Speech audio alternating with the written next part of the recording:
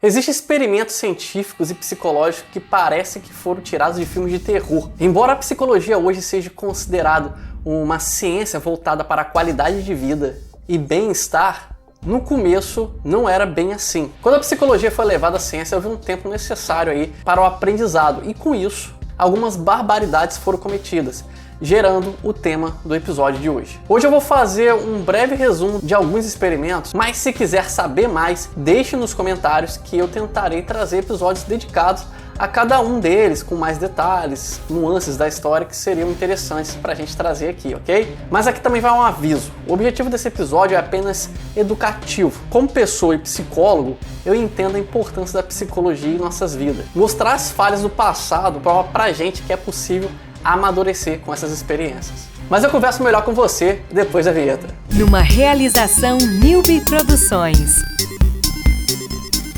Psiconerd. Antes de prosseguir, não deixe de apoiar esse episódio curtindo, compartilhando e, se me der essa honra e alegria, se inscrevendo no canal ou no podcast. O experimento de Stanford é talvez o experimento mais famoso da psicologia, gerando até um filme chamado O Experimento de Aprisionamento de Stanford, ou Stanford. Meu inglês é lá muito bom. Entre outros filmes, existem várias obras baseadas em livros, documentários baseados nessa experiência. E por muito tempo foi considerado uma referência para provar que a sociedade pode mudar o comportamento humano, até ser desacreditado em 2018.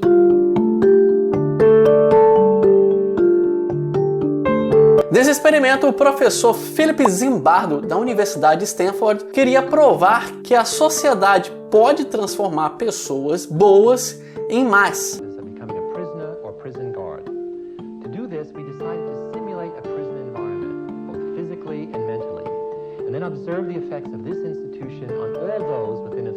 Se elas vivessem num ambiente hostil, tóxico, que favorecesse esse comportamento. Foram selecionados 24 voluntários que foram classificados em prisioneiros e carcereiros. E o porão da universidade virou a cadeia.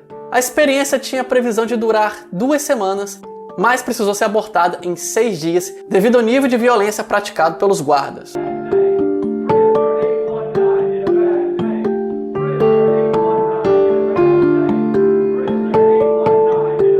Para Zimbardo, a experiência foi um sucesso, mas devido aos danos psicológicos sofridos pelos voluntários, isso acabou sendo questionado até hoje. A experiência também foi acusada de fraude em 2018, mas eu pretendo falar mais sobre isso em um episódio separado, porque esse experimento de Stanford ele tem muitos detalhes que não dá para fazer no episódio junto com outros experimentos da psicologia. Então, se quiser saber mais, se quiser que eu traga mais informações sobre esse evento, deixem nos comentários, ok? Também temos o estudo monstro, como ficou conhecido o experimento psicológico do fonoaudiólogo Wendell Johnson. Sim, não é só psicólogos que fazem experiências psicológicas. Ele causou danos permanentes em um grupo de crianças saudáveis. Johnson queria provar que a gagueira infantil possuía causas psicológicas, baseado único e exclusivamente em sua experiência na infância. Ele separou as crianças em 2 grupos. Um de crianças com gagueira e um outro com crianças com a fala normal, com a dicção normal. No grupo que havia crianças com fala normal, ele separou uma parte das crianças com a dicção normal e reforçou para elas várias e várias vezes que elas eram gagas. Essas crianças começaram a ficar relutantes em falar, começaram a ter problemas para se comunicar e tiveram danos muito sérios na sua autoestima. Muitas delas se tornaram adultos reclusos, embora nenhuma delas tenha desenvolvido a gagueira em si. Além do fracasso do experimento, já que ele não conseguiu provar o que ele queria provar, a universidade e o estado de Iowa tiveram que pagar uma indenização que chegou até $925 mil às vítimas, já que elas nunca se recuperaram dos danos psicológicos feitos pelo experimento. Um outro experimento polêmico e famoso também é o experimento de Milgram, tido como o experimento mais abominável de todos os tempos. Esse experimento foi realizado por Stanley Milgram, e ele queria saber se as pessoas são capazes de praticar atos horríveis diante de uma figura de autoridade, um chefe, um presidente, um militar, algo nesse sentido. Nessa experiência, um voluntário era orientado a aplicar um choque em um ator disfarçado também de voluntário, sempre que ele errasse uma sequência de palavras. Wolf, bear, dog, cat. Wrong. Answer is bear. 240 volts. Os atores eram orientados a fingir uma grande dor, exagerar mesmo, com direito a grito, contorções e até em alguns momentos fingir que estava inconsciente. A máquina de choque, é claro, era falsa, ninguém ia eletrocutar os atores de verdade, mas os voluntários começaram a apresentar sudorese, risada nervosa e até mesmo convulsões durante o experimento. Tudo sinal de um forte estresse e perturbação mental, ou seja, os voluntários que estavam aplicando choque estavam sofrendo um estresse emocional extremamente forte pelo nível de agressividade da experiência.